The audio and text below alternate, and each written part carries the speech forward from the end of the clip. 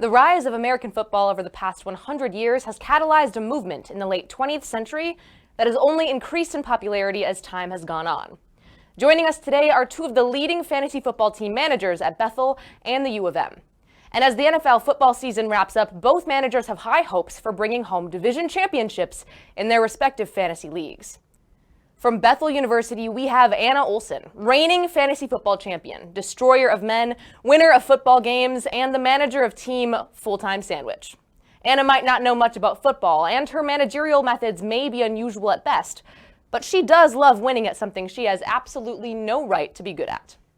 Anna shares a little about the Team Full-Time Sandwich and how the season is going so far. Where I work, this guy called me a full-time savage, and someone else heard it as full-time sandwich and said, "What does it mean to be a full-time sandwich?" And it stuck ever since. Well, my first round pick was Justin Jefferson. I couldn't tell you a single other person on my team, so who cares about how you got there as long as you won, kind of thing. Yeah.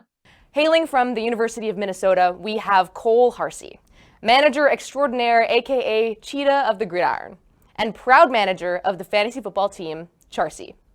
Cole is an avid football fan, and his managerial tactics are grounded in his players' performance as well as cold, hard statistics. Cole shares a little about Team Charcy and their performance this season. I picked them wide receivers and running backs usually get the most points. So that's my first year doing fantasy football. So that's, kind of just going off of who I, figured would get the most yards and touchdowns. And I know Tyreek Hill before the year said that he wanted to get over 2,000 yards receiving, and I believed him. And I'm doing well. Like I said, I'm number one in my league based off points. Anna explains her keys to success as a fantasy football team manager during the season. Oh, you got to put in the hours. Especially at work when people are like, "Oh, and I'm going to beat you this week." And I'm like, "No, you're not." I think the competition, keeps me motivated. Especially when it's dudes that think they're going to beat me just because they know more about football. And I'm like, watch me win. And I don't know anything about football. You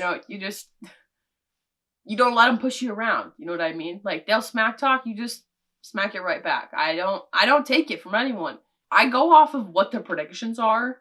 The NFL or ESPN or whoever ranks them in order of this is going to be your best quarterback. This is your best running back. I just pick whoever's at the top, basically. As long as they look, young and spry. My players might feel like they're, on the chopping block, but it keeps them competitive, Cole shares his keys to success as a fantasy football team manager. I got a lot of trust in my guys that they're going to get it done for me. I've had a couple of close games where Monday Night Football is the last game of the week, and sometimes it comes down to some of those players that play in those games, depending on how the Sunday games go.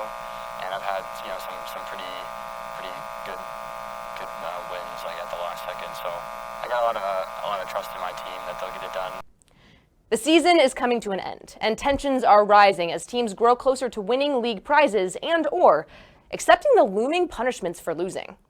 We wish all the teams the best of luck in the upcoming NFL and fantasy championships, and invite everyone at home to consider joining a fantasy league for the 2025-2026 season.